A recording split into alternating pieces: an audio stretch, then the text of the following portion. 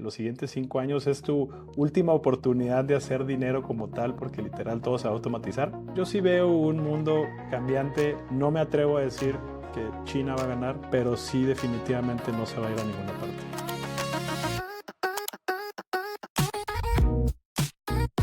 Bienvenidos a un podcast de humanos, un espacio donde hablamos de mercados, tecnología y geopolítica, y esas cosas que están cambiando el mundo más rápido de lo que podemos procesar. Hoy es miércoles 18 de febrero, yo soy Enrique Bey y me acompaña Ricardo Zelaya. Compadre, ¿cómo te fue el fin de semana? ¿Qué onda, compadre? Pues aquí ando en la Ciudad de México, como te había dicho. La verdad es que siempre es un gusto venir para acá. Vine de trabajo y me quedé una semana. Pues tú que viviste aquí, la verdad está muy bien. Sin embargo, más gentrificado que nunca. Es increíble. ¿Sabes? Mm. Algo que noté muchísimo es la cantidad de taquerías fresas que existen. Yo creo que con los Orinoco fue como el inicio de toda esta cadena de taquerías nice y que tenían este estilito. Disfrazadas de callejeras. Exacto, disfrazadas de callejeras, y ahora están pues los atarantados y están otras taquería Juan y mil cosas, pero es el mismo concepto. En vez de servirte tacos de trompo normal, te ponen trompo de picaña y te hacen las cachetadas de New York y demás. Y fíjate que hay otra que cuando vengas está bien que vayas, se llama la Bombi, y este es un Okay. concepto todavía un poquito, te vas más al extremo, más fresa en Polanco. Y pues yo creo que todo esto tiene que ver con toda la gente que está llegando para acá. Si hay, digamos, que poder adquisitivo, hay más tacos más caros, ¿no? Pero eso me sorprendió muchísimo. La verdad es que, bueno, pues muy padre todo lo que hay acá en la Ciudad de México. ¿Tú qué onda? ¿Cómo te fue a ti el fin de semana? ¿Golf? ¿Niños? Bien, tranquilo. Sí, tuve algo de golf por ahí. No tocó esta vez ser caddy de mis hijos. No tuvimos torneo. Tenemos torneo la siguiente semana. Desafortunadamente no me va a tocar ser caddy porque no voy a estar, pero sí es toda una experiencia eso de ser caddy. Ya lo dije la vez pasada. Es un trabajo no remunerado, pero la verdad muy llenador y es una muy buena experiencia porque te toca convivir mucho con tus hijos más allá del día a día y de la plática, voy a decir, de mesa o ocasional. Tienes muy buen quality time, ¿no? De estar con ellos por bastante más tiempo. Muy bien, hoy tenemos tres temas, un par de ellos se relacionan, bueno, todos se relacionan. Vamos a primero platicar sobre OpenAI, CloudBot y una serie de cosas que han estado pasando en el ecosistema de inteligencia artificial en las últimas semanas. Y es un tema que, aunque tú y yo hemos platicado varias veces, no lo hemos sacado aquí al podcast y creo que es muy relevante y ya es hora, ¿no? Por otro lado, vamos a tocar un discurso que platica Marco Rubio en Múnich Sí. ante la comunidad europea. Muy interesante el tono, interesante su posicionamiento para lo que viene en Estados Unidos de elecciones y demás. Y por último, vamos a platicar de este cambio de orden mundial, ¿no? Basado en un artículo que leímos de Ray Dalio, este inversionista muy reconocido, y que también pues, explica de una forma muy ordenada lo que está sucediendo y lo que puede llegar a suceder en base a lo que ha pasado. Entonces, varios temas interesantes, esperemos sean de interés para la audiencia. 100% todo se interrelaciona. La verdad, vivimos en un mundo muy acelerado con muchísimos cambios y pues hoy hablaremos un poco más de eso. Le damos. Bueno, un primer tema que hay que platicar es este de OpenAI y CloudBot. Nada más para dar un poco de contexto, esta semana OpenAI contrató a Peter Steinberger. Peter Steinberger es el creador de OpenClaw. OpenClaw es un open source que inició pues, como una especie de juego, de proyecto en Internet. Fue muy popular en Twitter, en las redes sociales. Se hizo viral y empezó a causar muchísima discusión por todos lados. Se empezaron a crear comunidades alrededor de esto y lo que hace OpenClaw es ayudar a una persona a habilitar un agente autónomo usando inteligencia artificial e inicialmente basado en Claude de Anthropic. Lo que empezó a suceder es que algunas personas compraban computadoras Mac minis o instalaban el código en un servidor y dejaban que el robot, en este caso, actuara de manera autónoma. ¿Y qué cosas hacía? Bueno, podría abrir básicamente cuentas en Internet, podría abrir, por ejemplo, una cuenta en Twilio y llamarle a su creador a pedirle la siguiente tarea a hacer, podía agendar reuniones, llamadas, contestar correos y hacer una serie de otras cosas diferentes personas le empezaron a dar diferente libertad a este robot. Incluso llegaron a crear una red social llamada Moldbook, en donde se empezaron algunos de ellos, en teoría, a quejar de sus humanos por lo que les A pedían hacer, ¿no? organizarse. Entonces, sí, se empezaron a organizar entre ellos. Y lo último que pasó, muy interesante, bueno, primero lo que pasó, Anthropic mandó un cease and desist de que no usara el nombre Claude para no relacionarse con Anthropic.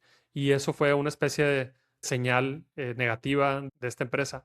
Pero lo siguiente fue que OpenAI lo buscó y lo contrató para integrarlo al equipo que estará construyendo la siguiente generación de agentes autónomos. Entonces, pues son dos diferentes versiones. Hace 2 semanas Anthropic se veía como el bueno de la película que trataba de retar al grande OpenAI y ahora parece que se invirtió un poco la narrativa porque retaron o expulsaron a este desarrollador y OpenAI lo que hizo fue lo contrario, lo invitó y lo contrató para integrarlo. Entonces, es un primer vistazo a lo que puede llegar a pasar en este mundo de los agentes autónomos y creo que no va a parar, ¿no? No sé cómo lo has visto tú, compadre. Y como dices, yo creo que la película hace 1 o 2 semanas era, el hostil era Claude contra Claudebot, ¿no? Como, oye, no estás usando mi nombre, no vayas a confundir a la gente. Le cambiaron el nombre de Claudebot a Boltbot, ¿no? Y luego OpenClaw. Y ahora viene OpenAI y hace una oferta por llevarse al talento. Y esto yo creo que es común cuando existe este escalamiento en competencia, ¿no? Estas empresas que son gigantes están compitiendo por ver quién tiene ya no solamente el mejor modelo, sino están compitiendo por quién tiene el mejor talento y quién tiene las mejores aplicaciones en el mundo real de esta tecnología. Y pues no solamente tenemos Anthropic, OpenAI, tenemos a Gemini con Google y pues a Microsoft, ¿no? Que está haciendo ahí que bueno, está invertido en OpenAI, pero pues Copilot la verdad es que ni pinta con su modelo. La verdad es que yo lo veo como, sí, un paso adicional en esta guerra de inteligencia artificial. Yo creo que Sí. el tema de los modelos LLMs ya no es la guerra, ahí eso se está comoditizando y ahora hay una lucha por ver quién tiene la mejor usabilidad o automatización de tareas a través de agentes, ¿no? Sí, no, y digo, la carrera creo que está en dos líneas. Por un lado, en capital, y lo hemos visto con todas estas grandes empresas que en conjunto este año creo que van a invertir cerca de 700.000 millones de dólares, ¿no?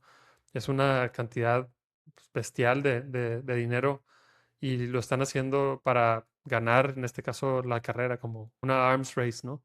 Y por otro lado, es en el talento. Muchas de estas empresas han estado integrando a sus filas a talento que no es, vamos a decir, un talento muy comoditizado en el mercado, ¿no? Y son personas a las que les están pagando cantidades impresionantes de dinero, más de cientos de millones de dólares en algunos casos, para integrarse a los equipos y obviamente está habiendo mucho poaching, ¿no? Contratando gente de OpenAI hacia Tesla y xAI, de Sí. xAI hacia Anthropic, de Anthropic hacia Meta, de Meta hacia Amazon y bueno, pues es un robadero de talento que seguramente está generando una gran fricción en ese. Pero conforme van pasando los meses, vamos viendo nuevos experimentos, algunos de ellos que nos repiten, dan un vistazo de lo que el futuro podría ser. En este caso, no sé si pudiste ver algunos de los ejemplos de lo que hacían estos agentes autónomos. Al día de hoy, lo que hemos sabido de agentes autónomos es, pues tú programas un prompt y das una serie de indicaciones a un agente y puede ir a hacer algunas de esas tareas por ti, ¿no? Puede ir a investigar, mucho de ello es alrededor de texto y, y puede reenviar o puede contestar algún correo, depende de los rails que tú le pongas. Pero este otro caso es muy particular porque es más fácil de tangibilizar, ¿no? Te imaginas una computadora como si fuera un empleado digital, ¿no? Y cuando tú ¿Mm? estás dormido durante la noche y durante el día, ese empleado digital Trabaja sin parar. con las indicaciones que tú le diste, trabaja así, sin parar. Y entonces, pues puede hacer una serie de cosas que tú ni siquiera le indicaste, ¿no? Con tal de Sí. que en teoría esté buscando el objetivo que tú estás buscando con ese empleado digital. Pero eso pues ya empieza a jugar un poco con la ciencia ficción o las películas de Terminator. Ya no es tan ficción, ¿no? Empieza a parecer un poco real, ¿no? ¿Qué pasa si emparejas esa tecnología con un robot humanoide y le das esa libertad de moverse? Pues, ¿qué podría pasar en el futuro cercano? No, claro, yo quisiera comentar un par de cosas en esa línea. Por un lado, como decía, el tema de los LLMs y la predicción, al final de cuentas, estos modelos predicen texto y eso es lo que hacen, pues está comoditizando. Entonces, realmente lo que está agarrando valor es el contexto.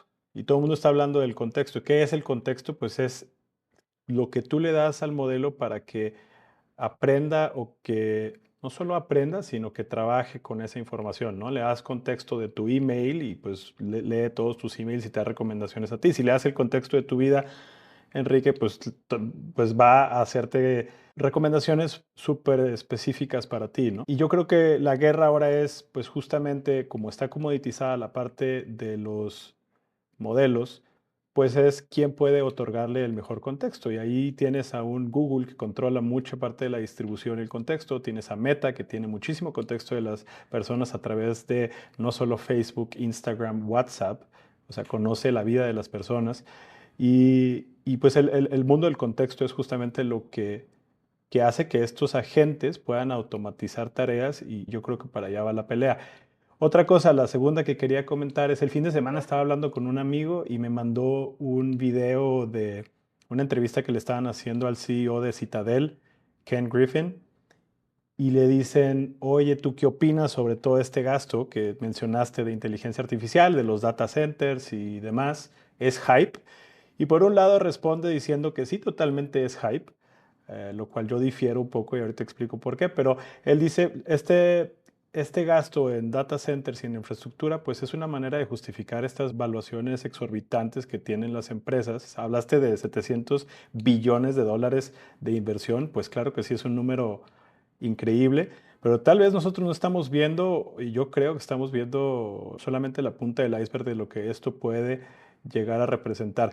Y lo que le comentaba a mi amigo, le decía, bueno, pues tal vez eso sí tiene razón este señor, pero lo que yo creo que sí no es hype y es real es que estas cosas sí funcionan, estos agentes sí van a, digamos, porque él hacía referencia a que los agentes y estas personas digitales, estas inteligencias no van a reemplazar a los empleos humanos, lo cual yo difiero porque yo ya lo veo de cerca y le digo, oye, yo puedo ver cómo un Manus, este sistema, este LLM, ya puede hacer un research completo sobre un mercado, una oportunidad de inversión, y no solamente se queda ahí, lo hace en, vamos a decir que un día, no segundos, ¿no? Porque vamos a decir que te tardas en darle el prompt correcto, en darle las indicaciones correctas, ajustes, y terminas con un muy buen research, una muy buena investigación en un día. Pero después de ahí le pides que te haga una presentación estilo consultor BCG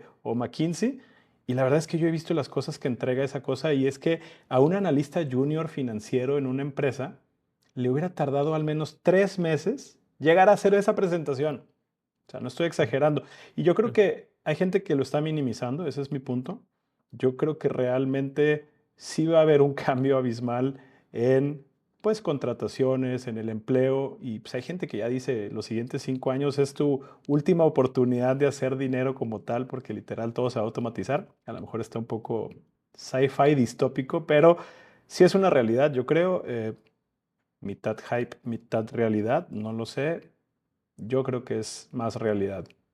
Y yo veo que el humano sigue siendo relevante en la ecuación de la evolución, voy a decirlo de esa forma, ¿no? En algún momento creamos tecnología para reemplazar lo que nuestros brazos necesitaban hacer, ¿no? Levantar plantas del suelo, cortar árboles, matar animales, y inventamos todas estas cosas que nos ayudaron a hacerlo de una manera más eficiente, menos riesgosa.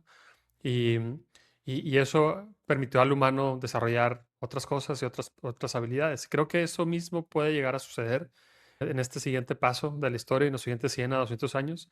Y muchas de las cosas que sí hoy son trabajos de escritorio, por decirlo de esa forma, y que el humano tiene que hacer tecleando pues en un teclado y entregando, en este caso, presentaciones o código, otro tipo de cosas, mucho de eso se va a empezar automatizar, ¿no? Se va a tener que delegar a agentes autónomos. Pero sí hay una frontera del humano que es difícil todavía que la inteligencia artificial reemplace, porque la inteligencia artificial funciona en base a información existente, a información pasada e información histórica. Te puede entregar un resultado muy bueno con información del pasado, pero sí creo que el ser humano, y no sé cómo se explica esto, pero tiene esa chispa todavía que expande Consciousness, un poco el horizonte. Sí, puede ser la conciencia. la En un momento se conciencia, puede ¿no? argumentar que un robot también la tiene, pero el humano todavía la tiene. Si tú haces por ejemplo, una canción con un modelo de inteligencia artificial como Suno, te va a entregar algo buenísimo. Que por cierto, el intro y el outro lo hicimos con Suno. Pero si tú quieres crear algo completamente nuevo que no existe, uno de estos modelos difícilmente Sí, te lo va a hacer, ¿no? Entonces, sí. eso es un punto interesante, voy a decir, no para que nos relajemos como humanos, sino más bien para que entendamos por dónde va nuestro rol en el futuro. Sí, a ver, yo creo que a diferencia de Peter Thiel, ¿te acuerdas cuando lo entrevistaron y que le dijeron, ¿confías entonces en la supervivencia de los humanos? Y que se quedó medio callado, que no sabía qué decir. A ver, nosotros sí creemos que queremos subsistir como especie.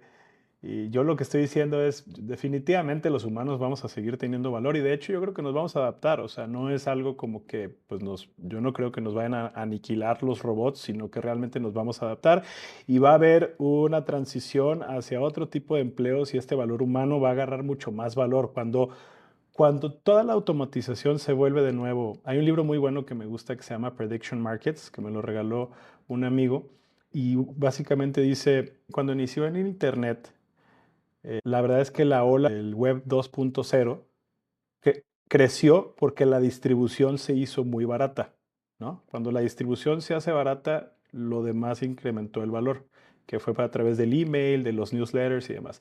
Hoy en día estamos ante esta nueva era en donde si la predicción o los LLMs se hacen un commodity, pues lo que agarra valor es el contexto. Y en este caso, regresando al punto, pues al valor humano. Entonces, los humanos vamos a tener todavía mucho valor de una manera diferente, pero sí definitivamente algo que hay que ponerle atención porque pues no va a ser un cambio, yo creo que paulatino y sencillo como muchos sugieren o minimizan. Yo creo que sí va a ser drástico y habrá que acomodarse pues, rápidamente, ¿no? Si hay que ser intencionales, o sea, estas cosas, creo que sí estamos jugando con fuego en este momento de la humanidad y hay que ser intencionales a la hora de diseñar todos estos modelos y ponerles los guardrails. Y las personas que están en las posiciones de mayor influencia y poder en estas compañías, yo creo que tienen una responsabilidad moral muy, muy alta, porque la tentación, así como el anillo del Señor de los Anillos, la tentación es muy alta. Tienes el anillo a tu alcance y tienes, voy a decir, el poder, un gran poder en las manos y puedes hacer un buen uso o un mal uso de este. Y si haces un uso incorrecto, puede haber una consecuencia muy negativa para la humanidad. Entonces, sí es importante estar como humanos revisando qué está haciendo el otro, compitiendo y en esa competencia ser idealmente lo más éticos y morales. Pero habrá que ver cómo se desenvuelve todo esto. Y pues bueno, yo creo que este tema pues no solo es tecnología, sino es poder económico, ¿no? Todo este que está sucediendo y hablando de poder, hubo un evento que sorprendió al mundo esta semana pasada, que fue la participación del secretario de Estado de Estados Unidos, Marco Rubio, en la conferencia de seguridad de Múnich, en donde tuvo un discurso un poco más conciliador de lo que venía siendo el mensaje de Estados Unidos hacia Europa principalmente. Pues recuerdas, en las semanas pasadas estuvo el tema de los aranceles a Europa, la amenaza de ponerle aranceles, el tema de Groenlandia, la competencia por recursos. Y en este discurso, Marco Rubio pues, llegó con un tono más conciliador, pero en mi parecer fue más como, yo lo sentí como un regaño, llamó a la globalización una idea tonta o foolish, que sería como tonta o ingenua, en donde por mucho tiempo, pues con el beneficio de la riqueza que se generaba, se cedieron cosas estratégicas como las cadenas de suministro y se fortaleció a los rivales como son China y los países de Oriente. Entonces este discurso es más una narrativa de tratar de recuperar la confianza de Europa y Ujú. llamarlos a que se sumen a este nuevo bloque que está haciendo hoy en día, ¿no? Dijo mucho, repitió mucho durante su Sí, discurso, vamos a hacerlo juntos, vamos a hacerlo juntos, ¿no? Y si no, pero también te decía, como te digo, good cop, bad cop, y si no, como quiera lo vamos a hacer nosotros solos, pero queremos hacerlo con ustedes, queremos hacerlo juntos. Y dijo, y también se metió de una manera romántica a decir, pues a final de cuentas compartimos cultura, compartimos valores, historia, y no dejaremos de ser hijos de Europa, ¿no? O sea, a child of Europe. Entonces, es un discurso, sí conciliador, pero un poco también como llamando a la acción de que hay que unirse en esta nueva realidad, que yo creo que al final de cuentas, este discurso vino a confirmar lo que ya muchos estábamos sospechando, ¿no? El cambio en el orden mundial, el tema de que la ley internacional ya no aplica como sí. antes. Y bueno, ¿tú cómo lo viste? Sí, yo lo leo de dos o de tres formas. La primera es en Estados Unidos y en el gobierno en sí hay mucha gente muy pensante, muy lista, muy articulada, y uno de ellos para mí es Marco Rubio. La primera vez que lo vi fue creo que hace como 14 años, después de un State of the Union de Obama. Justo inmediatamente después pusieron a Marco Rubio y se echó un speech de 10 minutos contradiciendo o retando lo que había acabado de decir Obama. Me llamó muchísimo la atención lo articulado y, Elocuente, ¿no? Sí. y elocuente que era al hablar, y el sustento que tenía en sus puntos. Me llamó mucho la atención, y el hecho de que esté ahora con Trump creo que es algo bueno. Pero me llama la atención cómo él y muchos otros republicanos han cambiado, han reconfigurado su forma de pensar para acomodarlo a lo que el presidente está empujando, ¿no? Y yo no sé de dónde venga esa ideología de Trump, si es propia, si hay alguien o algunos alrededor de él influenciándolo. Partes de ellas son justificadas y algunas otras partes vienen, yo creo que de otro lado. Las que son justificadas son precisamente el tema de la cadena de suministro y voy a decir, el riesgo de seguridad nacional que implica tener ciertas cosas fuera del país, como lo vimos en la pandemia, y el hecho de no poder fabricar productos esenciales para contrarrestar o para combatir la pandemia, fue voy a decir, un balde de agua fría. Pero lo otro que veo de Marco Rubio es que se empieza también a posicionar de manera individual o personal como una figura importante hacia las siguientes elecciones, ¿no? Hoy no es el candidato por de facto a las siguientes elecciones o incluso las de 8 años, porque por ahí está JD Vance y tiene normalmente el vicepresidente la prioridad, pero yo lo veo de esa forma, y el hecho de que él juegue, en este caso el Good Cup, le ayuda a ir empezando a formar alianzas de forma internacional y a ir suavizando un poco lo que en estos últimos años han hecho el resto de su equipo, que es de muchas formas ridiculizar lo que en otros lugares se ha hecho o nos ha dejado de hacer. En este caso en Europa es uno de esos ejemplos. Si te fijas en Polymarket, creo que JD Vance tiene todavía el 57% de ser el nominee o el nominado republicano para suceder a Donald Trump. Y Marco Rubio ha estado, creo que no es esa que estás mostrando, pero hay una en donde ahí dice, por ejemplo, si JD Vance tiene el 24%, bueno, esa es quién va a ganar las elecciones en la que estás mostrando en pantalla, es una gráfica que muestra en Polymarket quién va a ganar las elecciones de 2028. Entonces ahí está asumiendo que los republicanos ganan, ¿no? Entonces por eso es que es más baja, digamos, que la predicción. Pero JD Vance tiene el 24, Marco Rubio tiene 8, pero es importante ver cómo Marco Rubio sí ha estado creciendo en los últimos meses, pues por su exposición mediática que ha tenido en los últimos eventos con todos estos temas geopolíticos, ¿no? O sea, estuvo la Sí, no, captura de tú lo ves Maduro. aquí. Ujú, Marco Rubio tenía el 2% hace unos meses y ahora está en el 8.3%. JD Vance 100%. estuvo en 31% y ahorita bajó a alrededor de 24%. Creo que ha figurado menos en los últimos meses JD Vance. Lo interesante también de la gráfica es que, a pesar de que JD Vance sea, voy a decir, el principal probable en ganar las elecciones, en otro poll o en otra predicción está los demócratas como con mayor probabilidad de ganar. Entonces, se juntan ahí varios temas y un Ujú. buen apostador o predictor, no sé cuál sea Predictor. la palabra, podría Ajá. hacer algún buen dinero de este conjunto Sí, de figuras. definitivo. Ahora, lo que evidencia todo esto es que sí hubo un cambio importante en la política exterior de Estados Unidos en los últimos 4 o 5 meses. O sea, está muy flat y a partir de que empiezas a ver los números de Rubio como secretario de Estado en los últimos 4 o 5 meses, es también porque cómo empezó a apretar la política de Trump hacia el exterior con Europa, con Irán, con China. Y bueno, no podemos dejar de lado los eventos más importantes, como fue la captura de Nicolás Maduro a principios de enero. Y pues ha sido Marco Rubio instrumental en la política de Donald Trump. Y por eso es que agarra mucho más exposición hoy en día como un candidato que podría ser. De hecho, ahorita está el tema de Cuba, ¿no? Cuba, a raíz de la captura de Maduro, Venezuela dejó de enviarle petróleo a Cuba. Creo que Cuba solamente puede producir el 40% para su consumo interno y lo demás se lo enviaban a otros países, como era Venezuela. Y ahora que Estados Unidos, digamos que captura estos activos, corta el suministro de petróleo a Cuba y Cuba está enfrentando, no sé si has visto últimamente las noticias, pero está enfrentando una potencial crisis humanitaria. Y pues muchos hablan de que llega el fin de esa era para Cuba.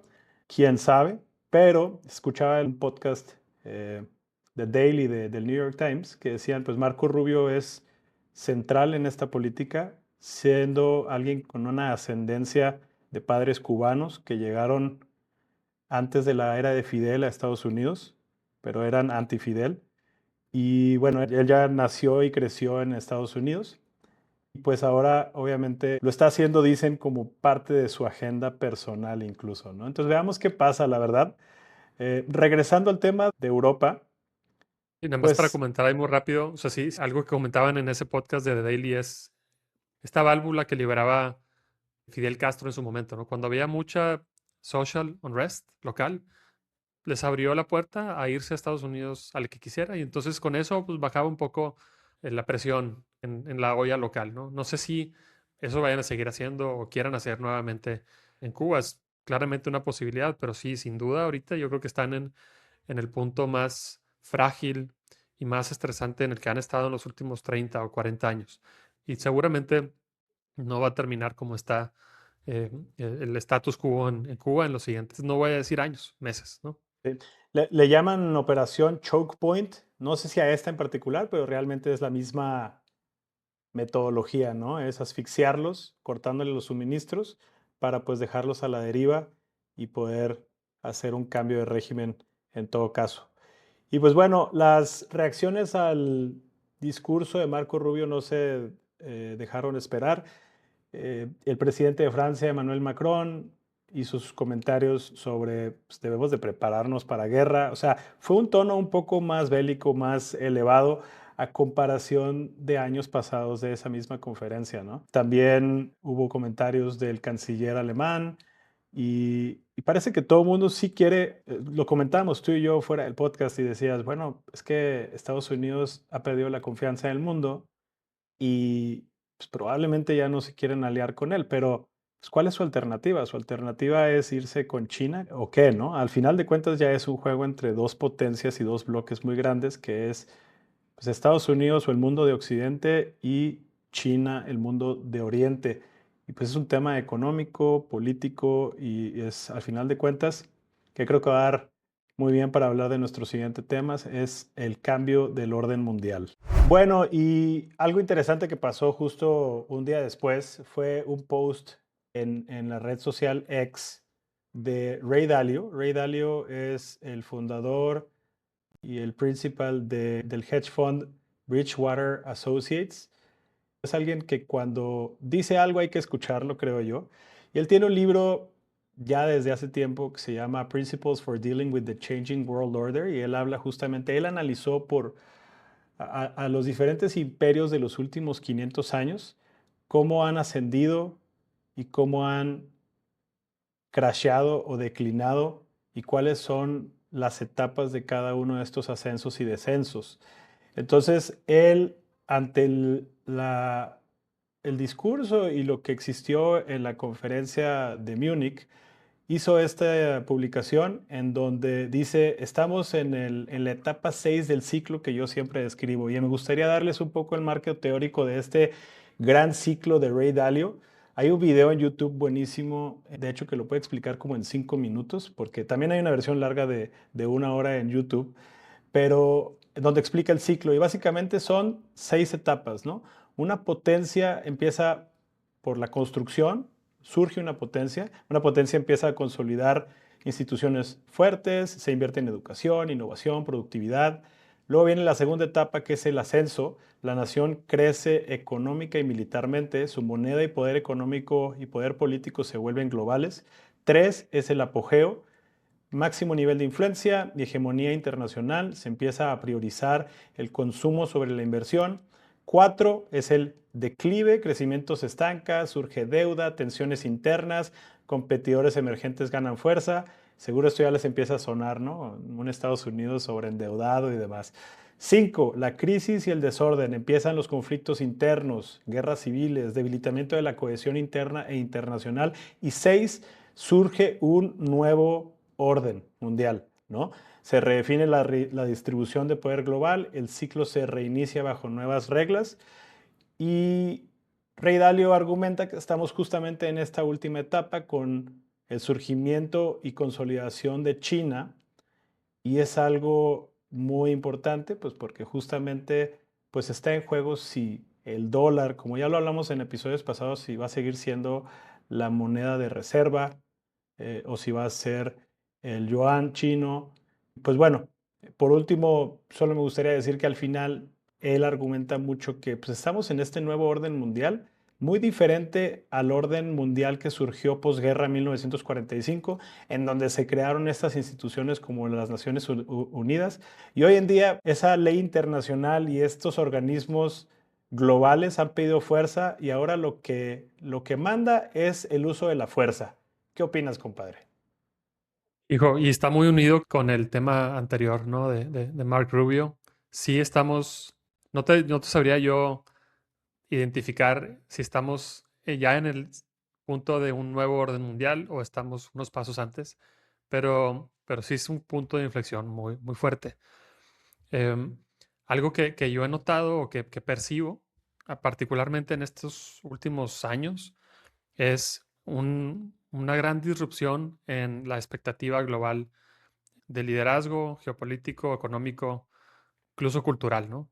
Por casi 100 años, por 80 años, hemos todos estado cómodos con la idea de que Estados Unidos sea quien lidere el planeta, ¿no? Quien diga las reglas, quien las haga hacer cumplir.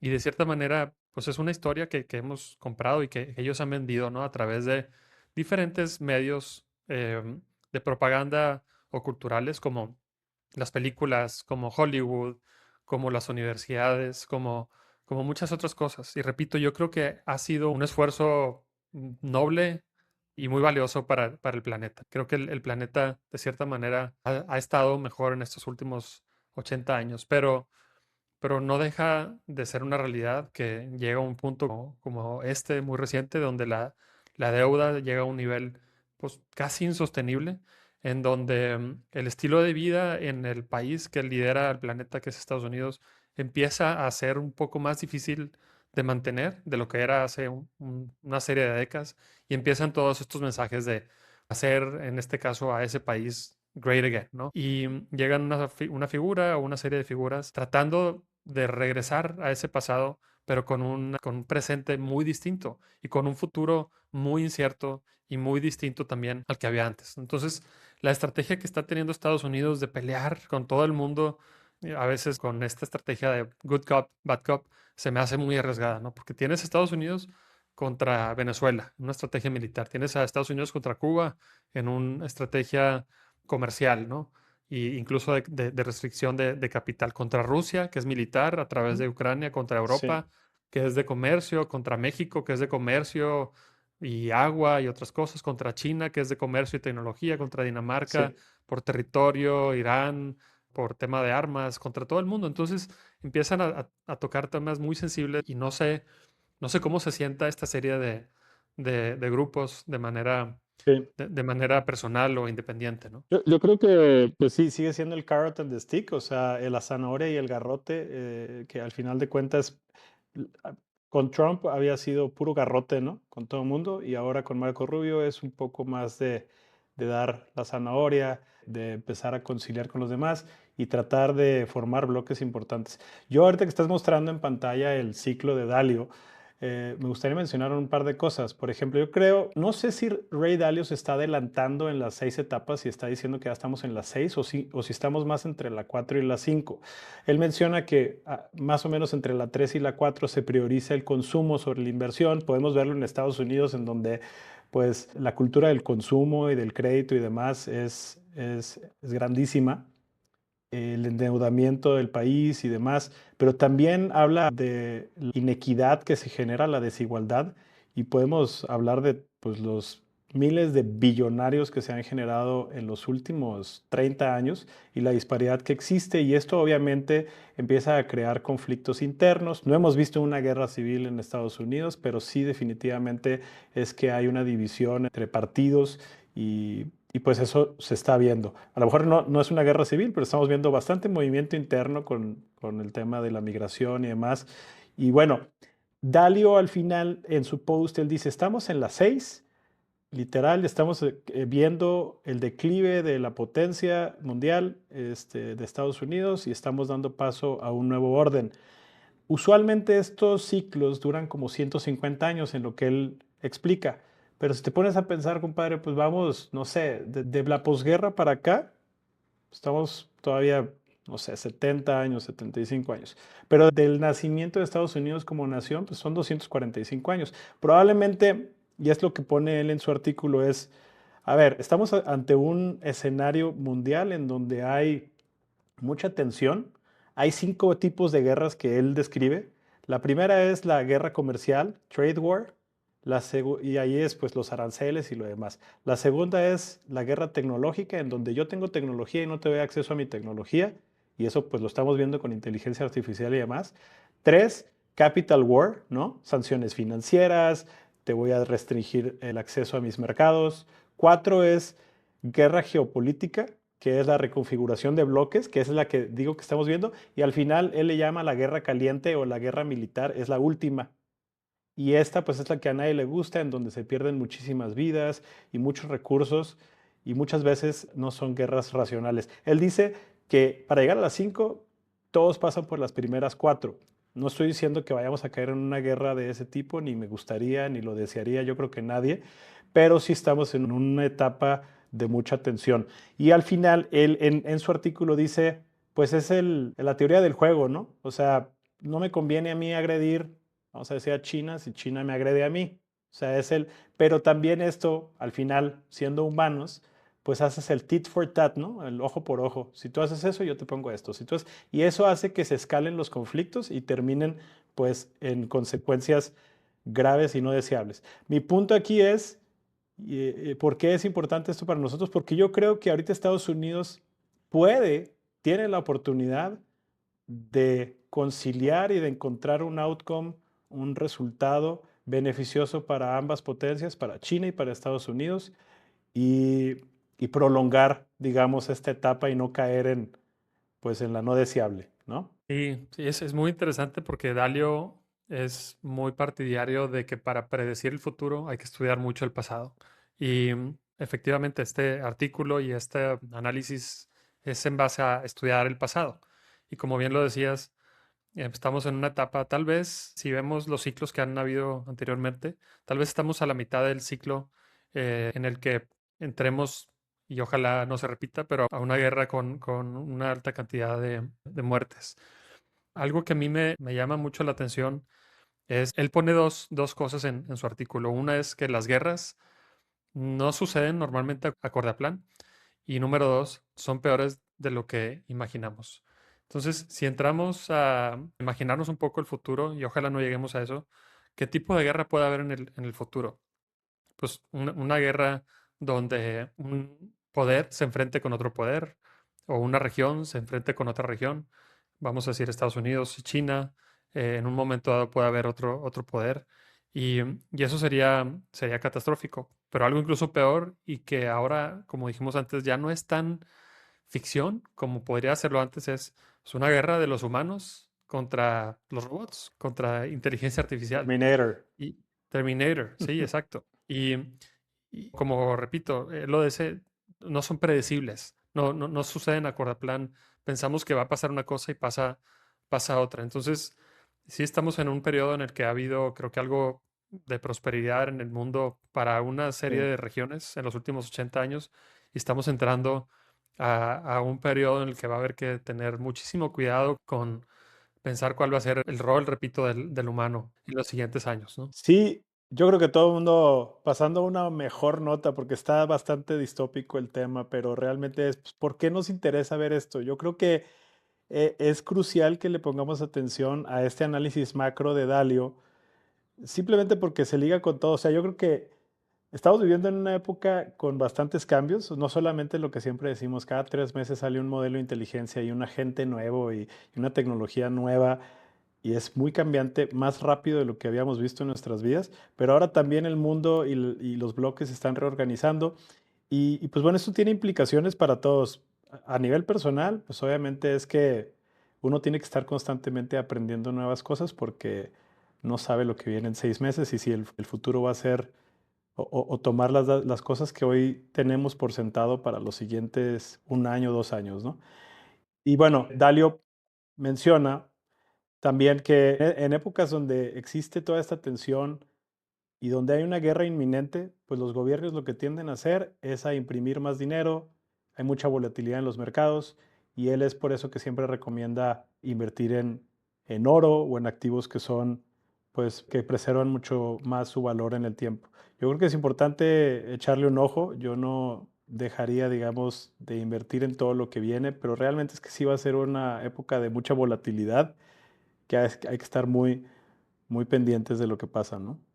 Y lo que está haciendo Estados Unidos va a ser muy consecuente en las siguientes décadas y creo que es una apuesta para posicionarse como el líder dominante por los siguientes 100 años, pero que contrae o trae un riesgo que pase probablemente todo lo contrario.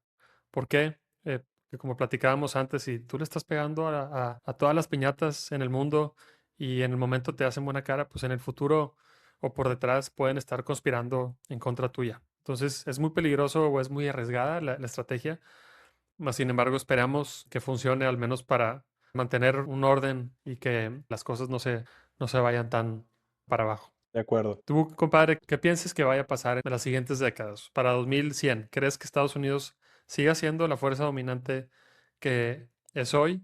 ¿O crees que alguien lo va a superar y alguien más va a tomar el liderazgo del planeta en temas económicos, culturales, políticos? Pues qué buena pregunta y me gustaría ser vidente y tener esa precisión, pero especulando un poco, o viendo lo que está sucediendo ahorita, o es más, tomando los análisis de Dalio como, pues que al final de cuentas la historia se repite y la estadística no miente y la historia, hay que analizar el pasado para entender el futuro, pues yo creo que es inminente que China va a tener una posición cada vez más influyente y yo no estoy seguro que Estados Unidos mantenga su posición como la tiene ahora. Yo creo que la puede prolongar, pero no estoy seguro. Si toma las decisiones correctas, como lo estamos viendo, y si vemos un mundo en donde pues se negocie y se encuentren beneficios para las dos partes sin caer en la escalación, en la amenaza, yo creo que es importantísimo eso para mantener, digamos, el orden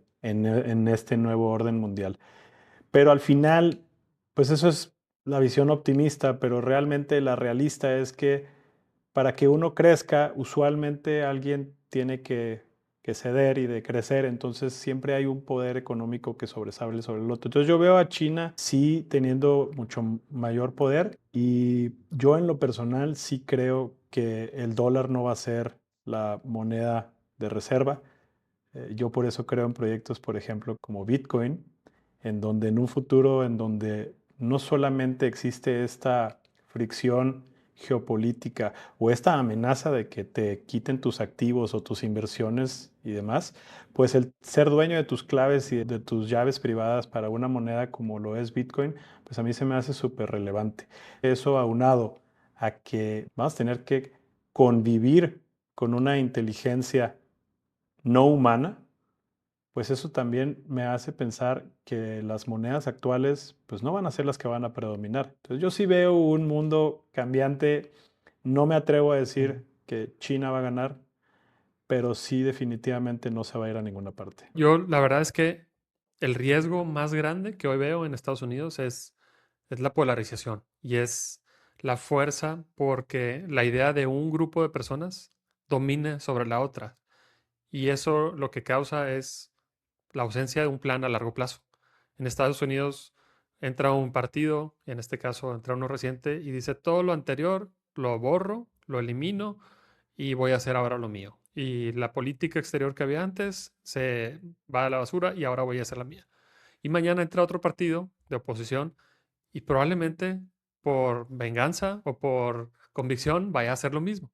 Y la falta de una planeación a largo plazo es creo que lo que más le puede afectar a Estados Unidos. El no poder respetar lo que el antecesor hizo, a pesar de que era una ideología diferente a ti, el no poder respetar una estrategia a largo plazo es creo que el mayor riesgo. En China tienes pues, una dictadura, básicamente donde una persona puede hacer un plan a 10, 20, 30, 50, 100 años, 200 años, ya esa persona o ese dictador no va a estar, muy probablemente, bueno, no muy probablemente, a menos que haya un cambio extremo en la medicina, pero ya no va a estar. Sin embargo, están haciendo una planeación para que ese país se posicione de una u otra manera en el largo plazo. Y como ya sabemos, es muy común sobreestimar lo que podemos lograr en el corto plazo y es muy común subestimar lo que podemos lograr en el largo plazo.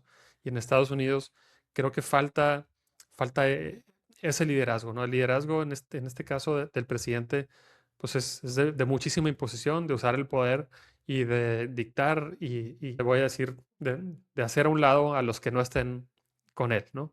Ujú. Y eso creo que es un riesgo muy alto. Esperemos que la apuesta salga con algo positivo. Sí, y bueno, justamente Dalio dice eso, o sea, en esta etapa, la ley internacional, adiós. Aquí lo que sirve es la fuerza. Y pues es lo que Impuesta, estamos por viendo, cierto, por ¿no? Estados Unidos. Sí, oye, y lo que decías de los humanos, pues qué chistoso o no chistoso, pero justamente es que es nuestra condición humana, el ego, ¿no? El ego y la polarización y eso que realmente nos hace humanos también puede jugar en nuestra contra. Porque probablemente si nos pusiéramos de acuerdo y si analizáramos bien en esta teoría de juegos que a nadie le conviene que nos vayamos a guerra, pues nadie lo haría. Pero nadie se Sí, quiere ver débil, como dice Dalio, ¿no? No, pues van a ver cómo soy el débil. De hecho, Rubio en su discurso mencionó varias veces como nos estamos viendo débiles y por eso te digo que como que los regañó. Yo lo noté así sí. como, son unos débiles, pónganse las pilas y ármense porque no estamos para juegos ahorita. Entonces, eso es súper humano y es probablemente contraproducente. Si realmente viéramos el outcome de lo que es irnos a pelear, pues todos perdemos. Bueno, algo muy importante ahí para darle seguimiento, ¿no? Bueno, y en recomendaciones de la semana, yo esta semana quiero recomendar para variar un canal en YouTube llamado Kurzgesagt. Kurzgesagt es in a nutshell y son una serie de videos, la verdad es que muy bien producidos, incluso en una era de inteligencia artificial siguen siendo relevantes y siguen siendo bien estructurados y estos iniciaron mucho antes de todo esto y hacen pues una serie de resúmenes muy bien explicados, muy bien ilustrados sobre diferentes temas. El más reciente es sobre Ozempic y los GLP-1s, que creo que es un tema que va a haber que platicar en el futuro porque no deja de ser una tecnología creo que de muchísimo impacto y les recomiendo mucho tanto el canal como ese último video. Y si escarban un poco van a ver muchísimos otros temas que creo que son muy relevantes. A mí me encanta y me encanta ponérselo a mis niños. No he visto este último que dices, me lo voy a echar, pero sí, súper recomendable.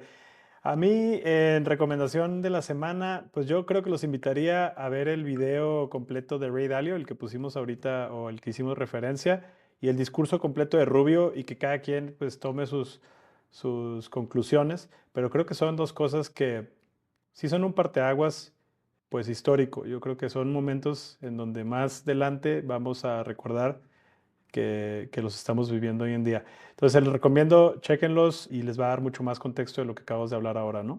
Bueno, pues muchísimas gracias por escucharnos. Somos un podcast de humanos. La verdad es que Enrique y yo estamos muy entusiasmados. Hemos recibido buena retroalimentación de gente que ya nos haya escuchado. Gracias por escucharnos. Gracias por su retroalimentación. Compartan si les gustó, tanto pues, en Spotify como en YouTube o lo que estamos compartiendo en redes. Y si no les gustó, también compártanlo.